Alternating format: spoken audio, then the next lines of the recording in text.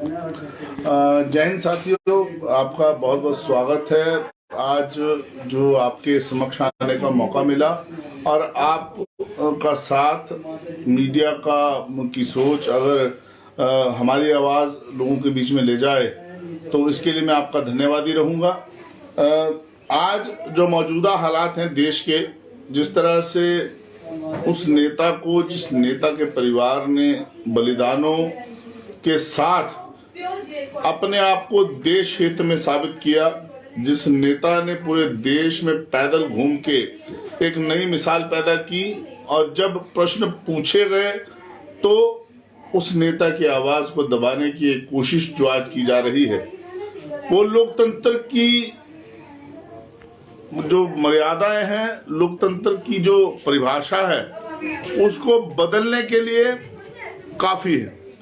जिस तरह से आज हमारे नेता श्री राहुल गांधी को, जिन्होंने सिर्फ और सिर्फ देश हित में अपने कर्तव्यों को निभाते हुए सरकार से प्रश्न पूछे और उनके प्रश्नों का जवाब देने के काम सरकार ने नहीं किया, बल्कि उल्टा उनकी आवाज को दबाने के लिए मात्र एक दिन फैसला और दूसरे दिन उनकी जो सदस्यता थी लोकसभा की, उसको रद्द करने का काम इस सरकार ने, मौजूदा सरकार ने किया। ये लोकतंत्र के ऊपर सबसे बड़ा कुठाराघात है। जिस तरह से देश चलना चाहिए और जो देश को चाहिए, अगर उसके लिए कोई आवाज उठाता है तो कभी ईडी, कभी सीबीआई, तो कभी यूं सदस्यता रद्द करके नेताओं की आवाज अगर दबाई जाती रही तो भारतीय लोकतंत्र नहीं बचेगी। एक पढ़ा लिखा नौजवान होने के नाते मैं कहना चाहूंगा कि राहुल गांधी को क्या नहीं कहा गया, गांधी परिवार के बारे में क्या नहीं बोला गया, और गांधी परिवार को बदनाम करने के लिए पिछले 10 साल में, जो 9 साल में जो मौजूदा सरकार है, उसने हर तरह का हथकंडा अपनाया और हर तरह से बदनाम करते हुए, कभी पप्पू, कभी फेलियर इंसान, कभी हर तरह की बात कही गई। अगर मानहानि उन बातों से नहीं होती तो किन बातों से होती? कभी जर्सी गाय कहा गया, कभी जो कांग्रेस की नेता हैं उनको जर्सी गाय कहा गया, कभी विदेशी कहा गया, कभी देश की सबसे पुरानी पार्टी के नेताओं को के ऊपर लांछन लगाते हुए उनको बदनाम करने का कोई जरिया नहीं छोड़ा गया, और सिर्फ चंद बड़े घरानों को सुरक्षित करने के लिए, चंद बड़े घरानों को डिफेंड करने के लिए मौजूदा सरकार काम करती रही। प्रधानमंत्री हो, गृह मंत्री हो, सबने मिलके सिर्फ 2 घरानों को बचाने के लिए, अदानी और अंबानी को बचाने के लिए अपनी सत्ता का पूरा जोर लगा दिया। हास्यास्पद है कि आज एक व्यक्ति अगर किसी की तरफ उंगली उठाता है, अगर एक व्यक्ति अपने कर्तव्यों को निभाते हुए अपनी बात जनता के बीच में रखता है और अगर वो पूछता है कि नीरव मोदी हो, ललित मोदी हो या और लोग जो देश को छोड़ के भागे, देश का पैसा लेके भागे, क्या वो चोर है? तो क्या इसके ऊपर उसको इतनी बड़ी सजा मिलनी चाहिए?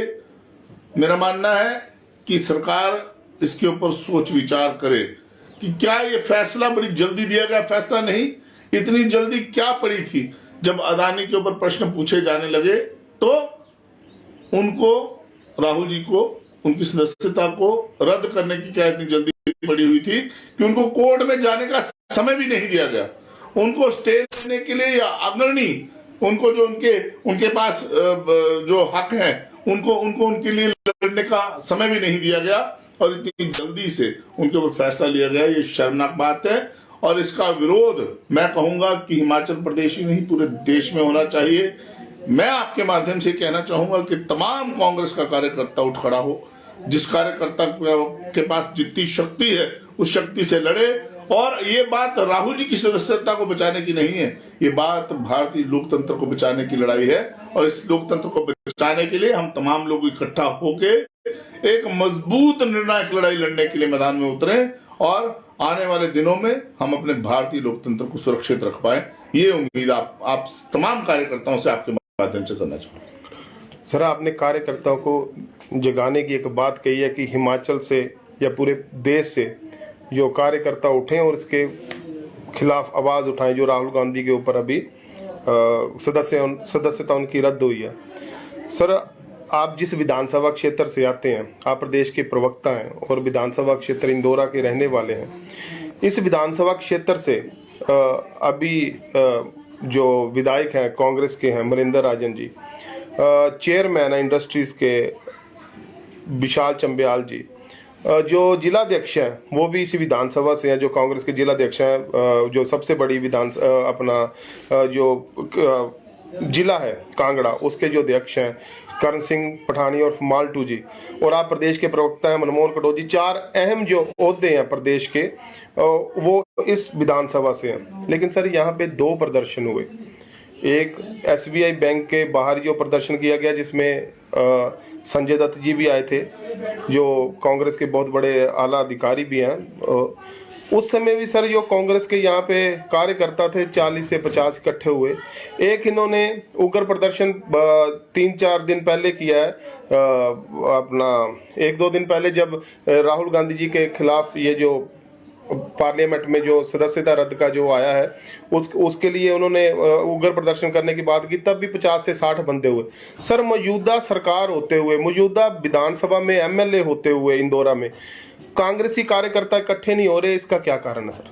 देखिए, संगठन की कार्यप्रणाली पे मैं उंगली नहीं उठाना चाहूंगा, लेकिन एक कार्यकर्ता होने के नाते और प्रदेश का आपने मुझे वरिष्ठ प्रवक्ता कहा, वरिष्ठ प्रवक्ता बनाया गया हूं मैं, तो अपने काम को समझते हुए और अपनी जिम्मेवारी को समझते हुए मैं कहना चाहूंगा कि प्रदर्शन बड़ा होना चाहिए। कोई कमी रही होगी, सबको बुलाना चाहिए, सबको साथ लेना चाहिए। और आज जरूरत लड़ाई लड़ने की है, और चाहे कोई विधायक हो, अगर विधायक है तो वो राहुल गांधी, कांग्रेस पार्टी की वैचारिक सोच अगर जिंदा है तो वो कोई विधायक है। अगर कोई चेयरमैन बनता है तो कांग्रेस पार्टी की सोच, कांग्रेस पार्टी की जो वैचारिक ढांचा है, अगर वो जिंदा है तो कोई चेयरमैन और सरकार बनती है। अगर हमारे नेताओं के ऊपर इस तरह से किया जाता रहा तो कोई विधायक बन के या कोई चेयरमैन बन के अगर खामोश रहे इस बात के ऊपर, या पूरी तरह से दम लगा के विरोध ना करे आज, तो मैं उसके ऊपर कुछ नहीं कहना चाहूंगा। लेकिन जहां तक मेरी जिम्मेवारी बनती है, जहां तक मेरी लड़ाई बनती है, मैं राहुल गांधी का सिपाही हूं और कांग्रेस पार्टी का एक कर्तव्यवान सिपाही हूं। लड़ाई लड़ूंगा और राहुल जी के साथ कंधे से कंधा मिला के खड़ा हूं। पूरी कांग्रेस का कार्यकर्ता, मेरा मानना है कि आज राहुल जी के साथ खड़ा है और पूरे देश में खड़ा है। हिमाचल प्रदेश में जितने लोग मुझे फोन आ रहे हैं, जितने कार्यकर्ता है जो घरों में बैठे हैं, राहुल जी के साथ जब बेइंसाफी हुई है, तो मेरा मानना है कि लड़ता वही है जो इमोशनली, जो दिल से कहीं ना कहीं जुड़ा होता है, जिसका जुड़ाव दिल से होता है।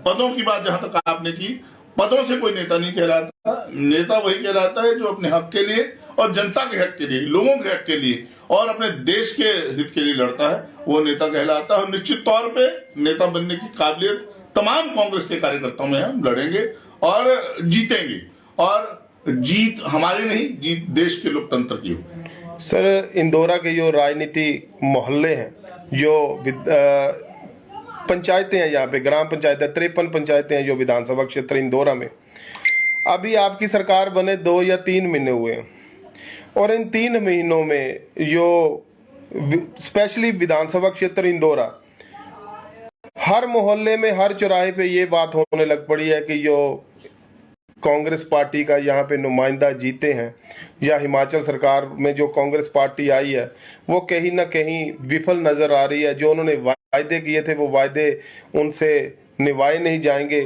और कहीं ना कहीं जो आपके कार्यकर्ता भी थे उनका भी जो मोराल है वो बहुत डाउन हो रहा है, और वो बोल रहे हैं कि सिर्फ चंद चेहरे जो इंदौरा क्षेत्र में आगे आ रहे हैं, जो कांग्रेसी थे ही नहीं लेकिन वही आगे हैं, और जो बाकी है वो सभी पीछे कर दिए गए हैं। इसके बारे में आप क्या कहना चाहते हैं?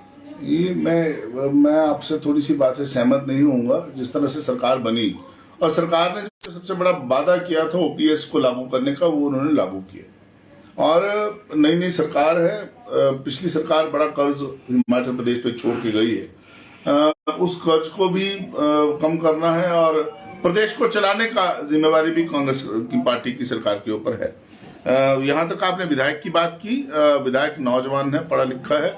विधानसभा जब से बनी है पिछले 3 महीने पहले से बड़ी जिम्मेवारियां रही हैं। राहुल जी का टूर रहा है मेरी विधानसभा क्षेत्र में। उसके अलावा बाहर के भी टूर रहे हैं और नए नए विधायक है। अभी विधानसभा चल रही है। विधानसभा में अच्छी पैरवी की है इस क्षेत्र के मुद्दों को लेके। अच्छी तरह से करेंगे। अभी एक्सपीरियंस आने में थोड़ा समय तो लगता ही है। और मैंने पहले कहा था, जब भी जनता के कामों के लिए कहीं भी टकराना पड़े तो कांग्रेस का कार्यकर्ता तैयार है। अभी देखिए आगे के होता है क्या। और निश्चित तौर पे विधायक अच्छा काम करेंगे। मेरी आशा, मेरी फ्यूचर में उनके लिए बेस्ट विशेष है और अच्छे तरीके से कार्यकर्ताओं को जोड़ के हिमाचल प्रदेश के जो इंदौर क्षेत्र से संबंध रखने वाले कार्यकर्ता हैं उनको जोड़ के एक अच्छी टीम बना के और तमाम पुराने कार्यकर्ताओं का सम्मान करते हुए अच्छे तरीके से एमएलएशिप करेंगे और आने वाले समय में भी कांग्रेस का विधायक दोबारा जीत के आएगा। सर, ये बात आपने जो ये शब्द बोले हैं, लेकिन आपके चेहरे को देख के जो भाव नजर आ रहे हैं वो ऐसा नहीं लग रहा कि ये शब्द आपके दिल से निकले हैं। ये शब्द ऐसे लग रहे हैं कि आप प्रवक्ता होने के नाते पार्टी की जिम्मेवारी को निभा रहे हैं, लेकिन अंदर कहीं ना कहीं मनमोहन कटोच भी टूट चुका है। क्योंकि 2003 में जब मनमोहन कटोच को जब एनएसयूआई के चुनावों में इनका एक अहम रोल रहा है, उसके बाद जब ये प्रदेश के अध्यक्ष रहे हैं यूथ के, तब उनका अहम रोल रहा है। पिछली सरकार थी जयराम ठाकुर की, माननीय जो मुख्यमंत्री थे जयराम ठाकुर जो पूर्व में, उनके खिलाफ इन्होंने काले झंडे लगा के जो एक बड़ा रोल अदा किया था पार्टी का, कांग्रेस पार्टी का। तो आज की डेट में कहीं ना कहीं मनमोहन कटोच जो आज की मौजूदा सरकार है उसमें कहीं ये छिपा चेहरा नजर आ रहा है। और सिर्फ ऐसे पार्टी के प्रवक्ता होने के या जो पुराना उनमें कांग्रेसी खून है वो सिर्फ अपनी जुबान से वो उसको बयान करते हैं, लेकिन अंदर वो कहीं ना कहीं मायूस नजर आ रहे हैं। क्या आप बोलना चाहते हैं इसके बारे में? मैं आपको बताऊं कि आपने तो ऐसे किया जैसे मेरी धर्मपत्नी भी आज तक मेरे दिल की भावना इतनी जल्दी नहीं समझ पाई। लेकिन आप कह रहे हैं कि दिल में क्या है। दिल में हमेशा जज्बा। आज जो चेहरा आपको लग रहा है वो चेहरा इसलिए नहीं है कि मैं अंदर से टूटा हूं या मैं अंदर से खफा हूं। हर आदमी की अपनी अपनी सोच होती है, लेकिन जो विशेष आज टेंशन का कारण वो यही है कि हमारे शीर्ष नेतृत्व के ऊपर जिस तरह से विपक्ष, हमारी सत्ताधारी सरकार ने जिस तरह से उनके खिलाफ बड़ा कदम उठाने का प्रयत्न किया है। और आग लगनी चाहिए थी अभी तक पूरे देश में। एक बड़ा आंदोलन छिड़ना चाहिए था अभी तक पूरे प्रदेश में। एक पुराना कार्यकर्ता होने के नाते अपने जीवन के मैंने 28 साल इस संगठन को दी, 27 साल दे चुका हूं और संगठन से प्यार करता हूं, संगठन से निकला हूं। दूसरी बात आपको ये बताऊं कि टूटना और झुकना और मायूस होना, ये तीनों चीजें मेरे जीवन में नहीं है। और मैं बार बार कहता हूं, आपके समक्ष पे कहूंगा कि वो जिसके पांव में ताकत वो चल के रहता है, जमाना लाख गिराए वो संभल के रहता है। वो जिस चिराग में ताकत लौ जलाने की हवाएं लाख बुझाएं वो जल के रहता है। और जलना हमारा काम है, रोशनी दिखाना हमारा काम है लोगों को। कांग्रेस का एक मजबूत कार्यकर्ता होने के नाते, और मैं नेता हूं, गर्व से कहता हूं, कोई माइकल लाल मेरी नेतागिरी खत्म नहीं कर सकता। मेरे अंदर दम है और दम रहेगा। थोड़ी शांति है, शांति आती है, शांति रहनी चाहिए, आदमी को संयम होना चाहिए। आज नहीं तो कल अपना है, उस अपने का इंतजार करना चाहिए। ऐसा नहीं है कि कहीं खत्म हो गया, सिस्टम खत्म हो गया, जीवन खत्म हो गया। जीवन बहुत लंबा है और जब तक जिएंगे अपने तरीके से जिएंगे और संगठन के प्रति वफादार रहेंगे। सर, जो इंदौरा विधानसभा के जो भाजपाई हैं, जो भाजपाई कार्यकर्ता हैं, उनमें बेशक वो चुनाव हार चुके हैं, लेकिन हमारे साथ कई बार उनकी बातचीत होती है तो हमारे साथ जो उन्होंने पर्सनली बातें की, वो बोल रहे हैं कि हमारे लिए बहुत खुशी का माहौल है अभी कि ये 5 साल हैं, ये सिर्फ कांग्रेस के, आने वाले जो 25 साल है वो इंदौरा में भाजपा ही विराजमान रहेगी, क्योंकि कांग्रेस संगठन इंदौरा में टूट चुका है। और इनमें मैं इंदौरा का नेता नहीं हूँ, पहली बात। पहली बात, मैं सिर्फ इंदौर का नेता नहीं, मेरा घर यहाँ है। इसको मैं कहूँ कि किस्मत ने यहाँ पैदा किया है। बड़ी बात यह है कि इंदौर क्षेत्र में ठीक होनी चाहिए कांग्रेस। बीजेपी के लोग जो बातें करते हैं, उन्होंने पूरे देश में आरएसएस की जो वैचारिक सोच है, उसने पूरे देश में सिर्फ बातों का खाया है। और अगर इनके पास बातें ना हो तो इनसे बड़ा 0/0 कोई नहीं। बातें करने में ही बड़ी बड़ी बातें करते हैं, 25 साल हमारे, 30 साल हमारे, 50 साल ये सत्ता से बाहर रहे और निश्चित तौर पे अब इन्होंने शीर्ष प्राप्त कर लिया, अब ढलान की ओर है और ढलान इनको मिलेगी, इतनी बुरी तरह से मिलेगी। आम आदमी समझ जाएगा जिस दिन कि रोजी रोटी सबसे बड़ी चीज है। आम आदमी समझ जाएगा कि सामाजिक संरचना जो हमारी जिस तरह की है उसको मजबूती के साथ चलाना जरूरी है। जाति के ऊपर, धर्म के ऊपर हम ना बटे। आम आदमी जिस दिन समझ जाएगा कि हमारे जो छोटे छोटे कारखाने, कल कारखाने, जो छोटे स्मॉल स्केल इंडस्ट्री है उस देश के लिए जरूरी है। आम आदमी जिस दिन समझ जाएगा कि जो एजुकेशन पद्धति है हमारी, जिसको हमने फॉलो करना है, वो ज्यादा जरूरी है, ना कि मंदिर, मस्जिद और गुरुद्वारा जरूरी है। आम आदमी जिस दिन समझ जाएगा कि हमारे रोजमर्रा की चीजें जरूरी हैं, उस दिन फिर से इन लोगों को सत्ता से बाहर होना पड़ेगा। समझना आम आदमी को है। आंखें बंद करके आम आदमी नहीं चलेगा तो बहुत कुछ अच्छा होगा, देश में कांग्रेस सरकार बनेगी। सर, अंतिम सवाल, क्या मनमोहन कटोच को हिमाचल प्रदेश सरकार में किसी पद की अभी भी लालसा है या नहीं? ना तो कभी लालसा थी, ना कभी है, ना कभी होगी। मौजूदा आपको बता दूं कि जो मुख्यमंत्री बने हैं, ना वो कभी मंत्री रहे, ना कभी वो कभी चेयरमैन रहे, ना कभी वो किसी सरकारी पद पे रहे, सीधा मुख्यमंत्री बने। तो उनके बाद मैं अध्यक्ष बना था। जब वो युवा कांग्रेस के अध्यक्ष से हटे थे तो मैं अध्यक्ष बना था। तो मेरा मानना है कि आदमी बने तो शीर्ष पे बने, जब भी बने अच्छा बने। लालसा कभी ना थी ना है। नेता हूं, बहुत बड़ी काबिलियत है और चेहरे की पहचान अपने काम से है। धन्यवाद। जय हिंद। हमसे जुड़े रहने के लिए हमारे YouTube चैनल को सब्सक्राइब करें और नई वीडियो की नोटिफिकेशन के लिए बेल आइकॉन को दबाएं।